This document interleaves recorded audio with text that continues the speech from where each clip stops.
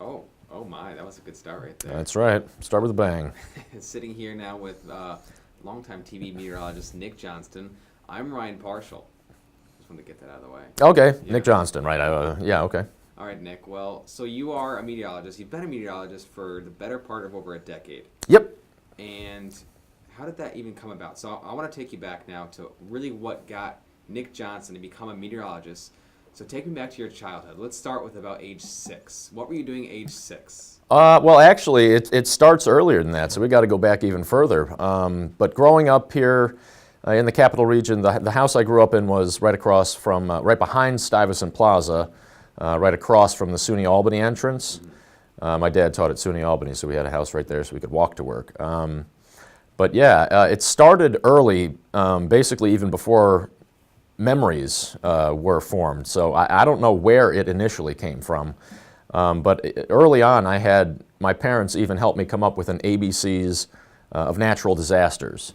So it started crazy young, like A is for avalanche, B is for blizzard, stuff like that. So I had an interest in at least extreme weather events before I even knew anything about myself. So that started pretty young, but then what really I would say solidified my interest in weather was the October 4th, 1987 snowstorm that hit the Capital Region and upstate area. And again, I don't know how much you know about that storm. I know you're familiar with it. But it was kind of an unexpected event. Being on October 4th, we were not expecting to get heavy snow. And it kind of took a lot of weathermen, meteorologists at the time by surprise, and most of the area by surprise. And Capital Region, immediate Albany area got anywhere from 8 or 9 inches to well over a foot of wet snow. And some places near Albany, the hill towns just to the east of Albany, they got some of them more than 2 feet of heavy cement-like snow. And this is again on October 4th, which is what made this storm so incredible. So all of the trees around the area still had their leaves, and you put that much wet snow on trees that still have their leaves, and everything just came down. So one of the memorable things from that storm was, aside from just the snow itself, was the fact that everywhere, even in neighborhoods, not in the woods even, but my neighborhood there in Albany, you could just hear trees coming down. Every 30 seconds or so, there would just be a massive boom, and then another. And it was like, I didn't know what it was at the time, but like shotguns going off, just absolutely huge crashes and booms, and it was these trees just snapping in half.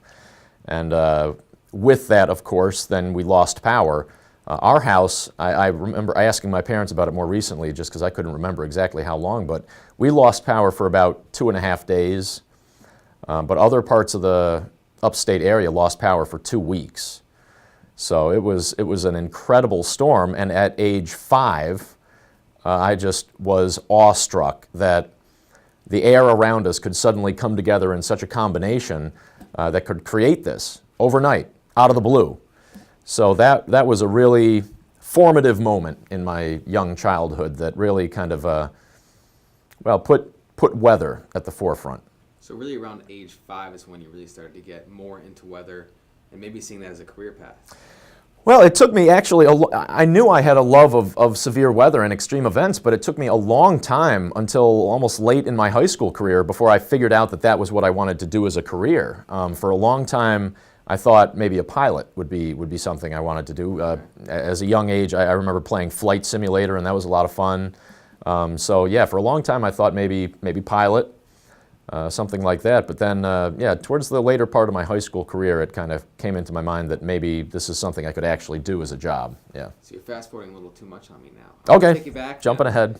And take the meteorology hat off. Nick Yep. Johnston as a youth. What did you do for fun, Nick?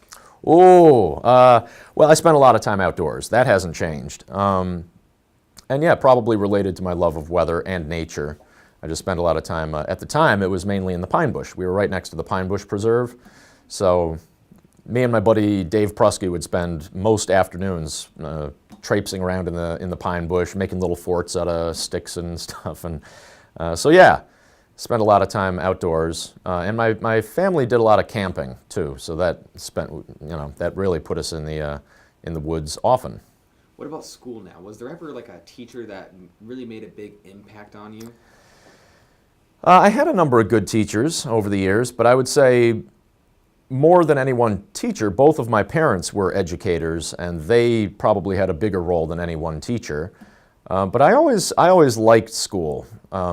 Always liked school. At least there were some times in elementary school where I was a little bit anxious about school, but pretty much from middle school on through high school and college, I liked going to class. I didn't mind homework. I mean, that was obviously, I didn't love homework, but I never really hated things like that. And it was something you got done, and what I looked forward to was participation in class. So I was the kid always, boop, with my hand up. And I think part of that was because early on I liked public speaking, which is something that then later translated into meteorology. So both parents were educators. Yeah. Did you ever get in trouble in school? Not bad, and I was a bit of a class clown, but I knew how to walk that edge very, very closely. So I spent almost no time in the principal's office. You know, I think once in high school I got in trouble for starting a food fight in the cafeteria, if I remember correctly. Not much you escaped talking about that. All right.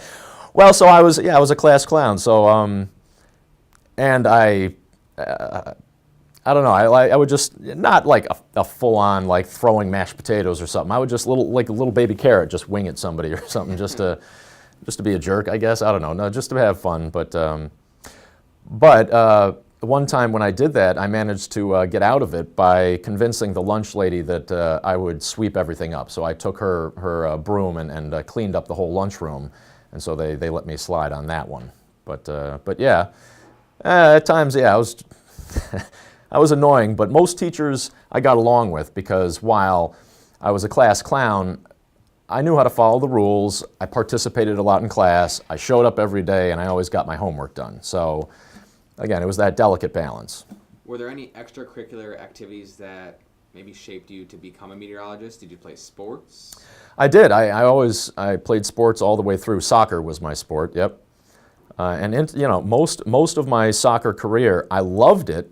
But I was never very good. I was usually sitting the bench, and that was fine. I wasn't upset about that. I never thought I needed to play more or anything. I participated a lot in practice and scrimmages, and again, I loved it. I just never was very good. But then in my sophomore year of high school, one of my soccer coaches, well, first of all, he wanted me to try out for varsity, which I thought was crazy.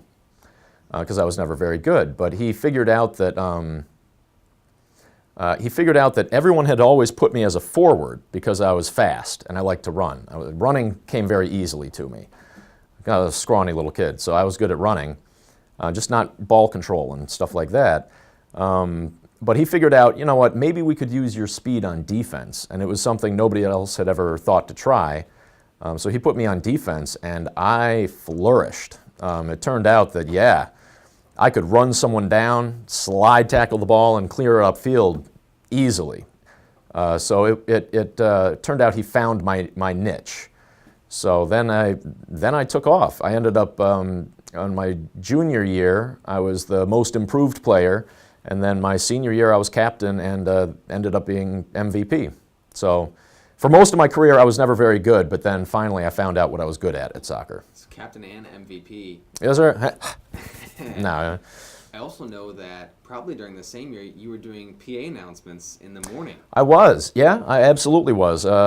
Senior year, and I started the sports program and weather program for the TV news, in-circuit, TV news, yep. Was there anything that you might have said before games during those announcements? I would sometimes trash talk the opposing team, yeah, the school coming in, I would talk a little trash about them, hype us up, yeah. Anything you remember? No specifics come to mind. But yeah, no, that was a lot of fun. That was a lot of fun. So do you think that could have maybe, I wouldn't say spark plugged you, but maybe been the lying roots down for maybe a career on camera? Yeah, I think at that point I already had a sense that that was something I enjoyed. At least I knew the public speaking was something I really enjoyed. Being on camera was something I liked. My parents would tell you I liked attention, which is not shocking. But yeah, so that was something that I really picked up and ran with. It flourished. I was glad they had that as an option. Not every school did. Did you ever think about becoming a sports broadcaster? Because you said you started sports. You know, no, I liked playing sports, but I was never that into actually watching sports, and that's still basically true. I prefer to, I would rather play a pickup game of basketball, even though I'm not any good. I would still rather do that than watch. That said, if it's a good game and there's friends, you know, I'll watch anything. Yep. Did you have a dream job as a youth that, obviously you said pilot. Yep. But would that have been the dream job if you couldn't be a meteorologist? Yeah, I guess that was always something, that interested me. And come to think of it, I mean, the two are pretty closely related. You can't be a pilot without knowing weather pretty intimately. But yeah, that was something that always appealed to me. In fact, I thought about for a while then joining the Air Force as a means to get my pilot's license, because it was tricky to go to flight school and stuff like that. Was very expensive, right? So that was something that weighed on me. But yeah, it ended up coming that I decided meteorology was a better path. You ever flown a plane? I have not. Still time? Do you want to? There is still time. Maybe someday take some flight lessons or something. Where they let you take control from the back seat. Sure, absolutely, that'd be fun. Now, interestingly enough, I do have a healthy respect for heights. Some people would call it a fear of heights. I say I appreciate that once you're up high, it's risky to the human body. But is it one of those fears where it doesn't matter if you're in a building or on a plane, it's still there? You know, flying has never bothered me. So yeah, I don't have a fear of flying, but it's more when you're, and not so much in a building, but on like out overlooks, stuff like that. There, I'll take a look, but I don't want to get too close to the edge of even if there's a fence or something. I'll look over, but that's fine. That's fine. That's close enough. When I was 13, I went bungee jumping in New Zealand, and that was terrifying, absolutely terrifying. And it did not cure me of my fear. Let me be very clear about that. But that was the hope. I was like, you know what? I'm going to take this fear head on, and I'm going to do X. I did it. Swan dove off a bridge, but it did not cure me of my fear. But it was a lot of fun. What about like spiders? No, no fear of spiders or anything like that. No animal at all? No animal. No. Growing up, I told people I have. There's two things that really scare me aside of heights, and that was change and pretty women. Scared me to death. Yep. Change as in like things changing in life, yes. Or actually loose change? No, more the change in life. Yeah, not so much quarters and no, nope. What about anything weather-wise? Does anything scare you personally that maybe you've been through? No, I don't have as much, physical fears as much as some social anxiety, I would say. But no, in fact, in Texas, which was my first job out of college in TV, I had the opportunity to actually do some tornado chasing, and once or twice, me and the photographer got a little too close for comfort, but that didn't really bother me. I mean, it was a reminder of the power of nature and that, it can kill you, yes. And I have also the same respect for like the ocean or flooded rivers, things like that. It's not a fear, but I have an appropriate respect for how dangerous they are. What are some things though that the average person might not know about you that you like to do? I mean, everyone knows you like to cook. Oh, I love to cook. No, yeah, no, I love grilling is one of my favorites, but I like cooking some stuff in the kitchen too. That always seemed like mini science experiments, but that you get to eat. So that was always fun. Things that I like to do though, a lot of people know I like to snowboard. Of course, yeah. Camping is something I love, hiking, camping, that sort of thing. But I don't mind, like barbecuing, I don't mind camping in all 4 seasons. I've been camping on 6 inches of snow before. I think it's the challenge of that. Are you secretly like a scrapbooker though, or someone that collects stamps? No, draws? No. When I was a young kid, my dad did a lot of traveling, so he would sometimes bring back loose change from different countries. So for a while, I did collect foreign currency. So but that was change you weren't afraid of. no, not change. Not change in terms of the currency, but yes, life changes often made me nervous. No stamps or baseball cards or anything like that. Nope. But secretly a little bit of a coin collector.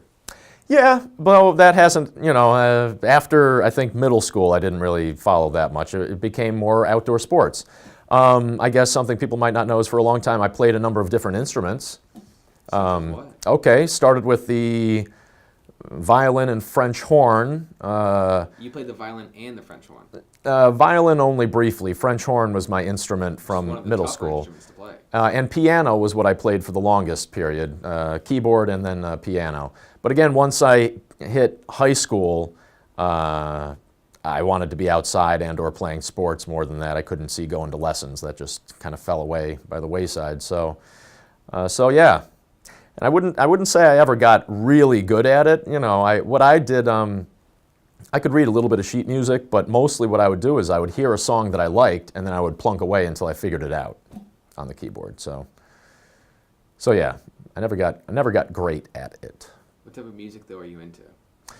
Oh boy, I have very eclectic music taste, very varied. So what I was raised on was the oldies. And I don't mean oldies like 80s rock. I mean oldies as in like the 50s. Okay. Yeah, Buddy Holly, Patsy Cline, that sort of thing. Hank Williams. Yeah. That's good stuff, though.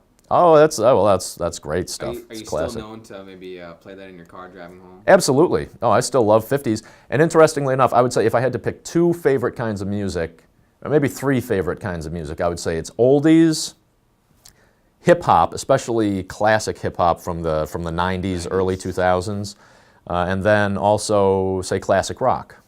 Yep. So there is still a little bit of classic rock. Love it. Oh, yeah. No, I don't dislike the 80s. It's just maybe not my first choice. But yeah. Not bad, though. No. Last question now. Yep. More of a, how do I word this? You're going to have to answer this truthfully. I don't want to. Don't know any other way.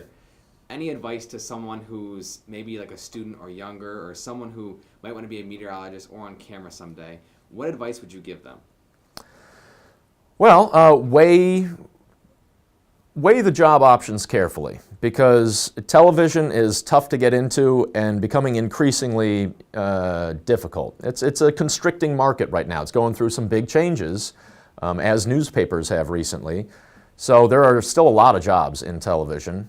And I certainly had a lot of fun through my 11 some odd plus years in broadcasting. Again, I loved it, absolutely loved it, and still love forecasting and telling people the weather. Still absolutely love it.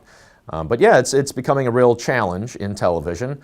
But television is a small piece of meteorology. The bigger piece is, say, the National Weather Service, being a private forecaster, things like that. Still big business there. But like many industries right now, those too are being impacted by, say, apps and now computers able to do more and more of that, automation, things like that.